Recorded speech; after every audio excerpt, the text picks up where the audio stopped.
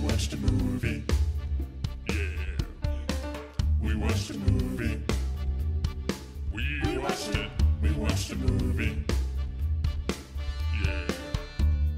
You know what? We did a review. We watched a movie. God damn, it's good to be back on this channel. It's really nice. Smack it fucking good. Hey, so Jay, Mike, we watched a movie, The Strain. I think it's episode... whatever. Yeah, it's whatever. I'm sorry guys, we've had a lot of busy stuff going on, schedules and work and fucking just crazy shits. So yeah, here we are, episode whatever, and we're gonna kick it off with Nazi camps. So yeah, so we get a little flashback of Mr. I don't even know what his name is, Skrakeberger. What's that? Fancy pants. Eichorst. Raul. His name's Raul. He's a Mexican. It's not. No, Eichorst or whatever, the main Nazi bad guy. We get flashbacks of him in the camps. Eichorst. Step your game up. Don't fly. I thought you were talking about Abraham. No, his name is Abraham. You can't not miss that. Okay, so Eichorst is a Nazi guy. We see that. We see him having interactions with Abraham as Abraham is younger. And we find out that Abraham actually carved that fucking coffin. What's in the box? It's obviously a dead man. And it was one thing I did notice about that scene though. It was cool that they gave that a little bit more of a backstory of their relationship and how they have this at odds kind of thing going on. He gave him a sandwich. Yeah, he did. It was a good one. He said, "We got a new cook at roast beef." I just can't help but Eat it. Oh. But I noticed one thing about that scene. You know, he was obviously unwilling. He didn't want to do it, but he didn't want to die, so he was doing it. And they had this philosophical debate about, you know, they need a strong leader. Eichorst is like, they need a strong leader. You're following it. It's easier to follow and stuff like that. But it was funny when he was talking about Romanian castles. He was like, they have the beautiful Romanian castle. He starts unzipping his fly right there next to him. And you could see, like, Abraham's face. He was like, look, I'm going to carve a coffin that may be evil and shit, but I'm not sucking your dick. That's just, there's limits. And it was like, but why? I was like, he was getting like, I thought he was like, are you getting hard talking about Romanian castles? He's like, trying to get him drunk. He's like, Romanian castles. I was like, you're ready to go, sir. You called him well, yeah. So that happens.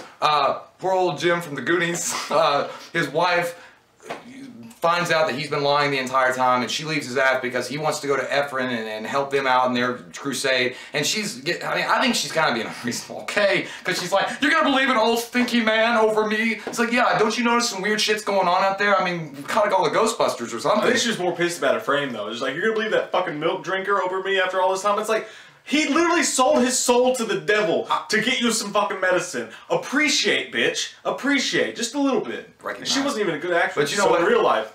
Yeah, I mean, I'd believe Abraham. I mean, that might speak a lot about my personality. With some old crazy man with white hair and a beard says, "Help me on my crusade." I'd be like, I'm down. Because he looks like Obi-Wan Kenobi mixed with fucking badass. Don't they watch Stephen King movies? Obviously, you're stupid if you don't.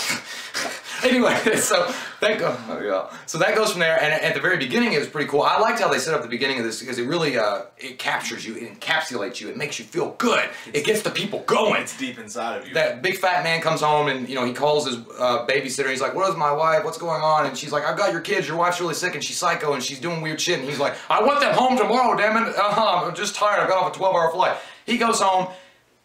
He sees, like, first off, he sees two guys running at him with all fucked up faces, and he runs the car, and why the hell was the taxi guy going, "What's going on here? What's going on?" He's like, "Fucking drive!" And he's like, "What's going on? I'm going to get out of the car." And then, so that guy gets fucked up. He runs his house, he sees his wife. When you see your wife staggering from the bedroom, now either one or two things are happening. She's had some wine and she's ready to get down with the funk town, or she's going to beat your fucking head off. She looked like the old guy from Scary Movie, too. She looked like fucking... "Take my strong hand, child." She did, but she also had that, I call it a donut fro, but she kind of looked like the clown from It that had like a receding hairline. But so that was Tales from the Crypt too. Yeah, but I liked how they shot that scene. It was kind of creepy, and especially when the kids came in with the babysitter. And by the way, always listen to a foreign big girl like that. Listen to Mama when she was like, "They got to bring him back. There's something evil in that." She's, "Mom, I'm a nurse. Okay, if there's something bad going on, I'll take care of it." It's like the chick from Paranormal Activity. Yeah. The maid who was walking around with the candles, like, "Oh, yummy, yummy, and he fired her, and now look what happened." I know exactly. So they take the kids back stupidly, and they see this crazy walk on walls kind of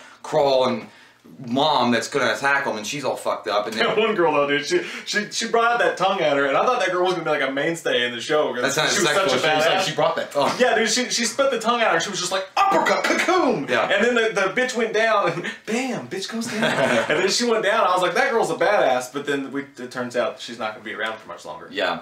And then, you know, they run and they're trying to hide from this crazy bitch clown face woman that's trying to eat them. And then some weird shit happens. You get these good vampires that are dressed up in tactical gear and come in and start whooping ass, and they're like, "Are you okay?" I thought they were gonna eat the boy. That was and he's crazy. like, "You look good. Okay, son, go ahead and look at my weird face. Don't worry about that." It's just I was like, "What's going on?" For the most part in the show, the makeup and special effects are like the best thing it has going for it. Like the makeup has been badass. That guy, his makeup looked badass at first. Like it was like the Black Hood from Arrow. It comes in there and starts like fucking shit up.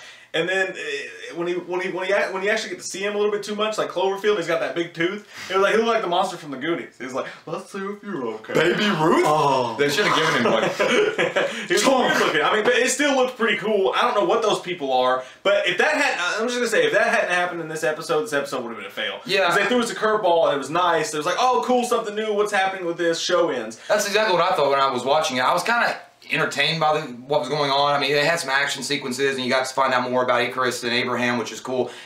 But then I was like, that's whatever. But then when that happened, I'm like, they threw another fucking wrench in the tire, and just when I thought I'm out, they pulled me back in. Now that's exactly what happened. You got to channel that Al Pacino. But yeah, so that happened, and then also there was the final confrontation towards the end of the episode with Abraham and Eichorst.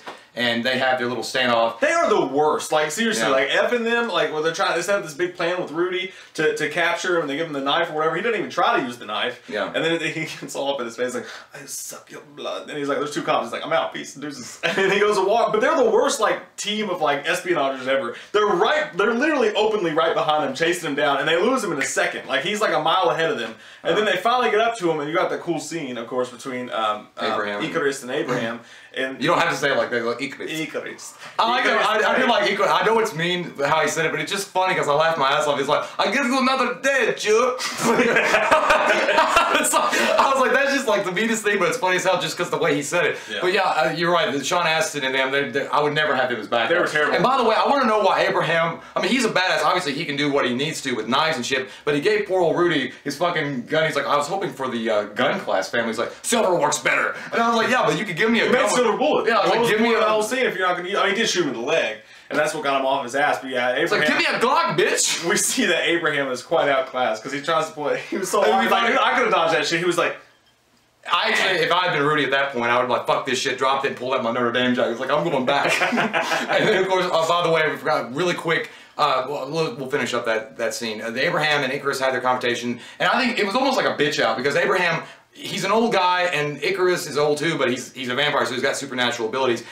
You know, Eichorst is not gonna get stopped by Abraham, even though Abraham is trying. He's this place, and he's like, "Ooh, fucking Matrix you," and shit like that. But then it's like, which is weird because he looks like. but he grabs Abraham's neck and he's like choking him out. When I'm talking about he bitched out kind of part because he's trying to act all badass. When he gets shot in the leg, it's like, "I'll give you another J, Julia." That's like somebody getting their ass like beat up, and he's like, "You might win this one, but next time you'll be sorry." And then they run away, and he jumps on the train. He jumped on the train. He was like, "Kiki." He looked like a fucking frog, dude. He just jumped on the side of it, and, like dug his nails in it. It was just so out of place and weird looking, but I liked it. Yeah, and then I always get this guy's name lost. It only would have been better if as the train was going by, you just heard a faint That's what's going on. Or when he jumped, he's like, "Yee!" Windy, I can fly. What was the guy?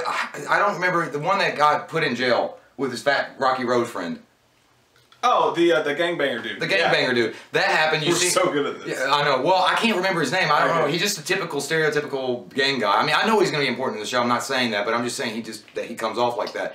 And he got put in his jail cell. His partner, obviously, big Rocky Road man, got fucked up, and he's dying. That big fucker's going to be a problem in there. Like, spread your butt cheeks. And he was like, "I didn't do it, man. Come on." He liked that position. Like, He "All right, I'll over. spread my butt cheeks." He's like, "Go ahead, Sergeant." But yeah, so that happened. You ain't gonna find no coffin in there.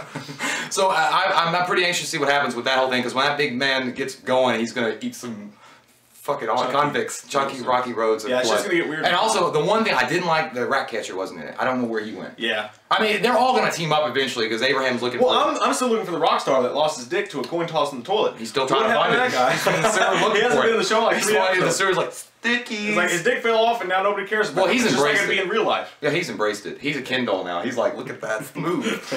And he's all into that weird Marilyn Manson shit, so he probably thinks it's sexy. So yeah, that's the episode. I'm gonna give this one a 7.0. The show, I mean, I know we haven't reviewed it the past couple weeks. It got busy. We're back on the train now. Sorry about that, like you said. But I'm gonna say, like, the show kind of is dialing back a little bit for me. I'm just kind of like, I need something wide scope to happen. A couple episodes ago, we had the eclipse, and it was built up to be this big, huge thing. And then it was like, moon gets dark, bad guy in the street, it's over. It's like Austin Powers, like what happened in the 80s. Yeah. A flock of seagulls flew over it. But they grabbed me back in. I love the backstory, like you said, between Eichorst and Abraham. That was really cool. The dialogue there was really cool. He tries to get him drunk. That was awesome. But it looks like he was drinking Boone's Farm. Like, nobody's gonna get drunk. You're supposed to be like a fucking badass. Yeah, but I thought it was kind of gonna go into the erotica. Because he was like getting really close. It's like, do you like the cardigan? He goes, you carve it so well. And he was like whispering, you know, I was like, get off me, man. Seriously, I'll carve your fucking box. I'm not sucking your dick, and I don't want you whispering in my ear, sweet nothings. Give me a sandwich and then we'll talk. But yeah, I'm gonna give this episode like an 8.5 actually. Because I actually did enjoy it. I liked the backstory. I liked the action and the horror element that they put in it. Because I mean, there wasn't so much action over the top that I wanted, but it was still decent enough, and it blended with the horror element. And that was what really got me. I loved the beginning of that. That actually felt like a Guillermo del Toro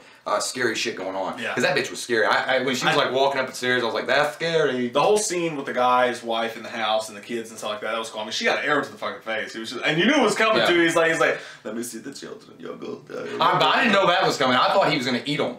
Or take them or confiscate them. Well, I was scared for the kids when he was like turning them around. Like, let me look at you. Yeah. It reminded me of Bad Boys. You remember that scene in Bad Boys? Like, turn around and let's look at you. And he throws her into the glass table. But no, that last girl, he's just like, boom, arrow to the face, and you're done. It was over with. But I like those guys. And the mother screams. He's like, shut up. Don't touch her! I have a message for you, Miss Odell. Don't you fuck me, Tony. Don't you ever fuck me. I'll never. But yeah, so 7.0 for me, 8.5 for Jay. What did you guys think about this week's episode? On a scale of 1 to 10, how big of assholes are we for not reviewing the last 2 episodes? Comment below. Let us know. I'm Mike, and he's Jay. We'll see you next time. See ya. That was way too TV-ish what I just did there, wasn't it? I'm on. It doesn't matter. Let's smoke more. Let's smoke more. You sound like The Rock, dude. Hold on, it's still recording. It doesn't matter how long the video is. Cooking. How do I turn this fucking thing off? Hopefully it didn't break. We watched a movie. Yeah. We watched a movie. We watched it. We watched a movie.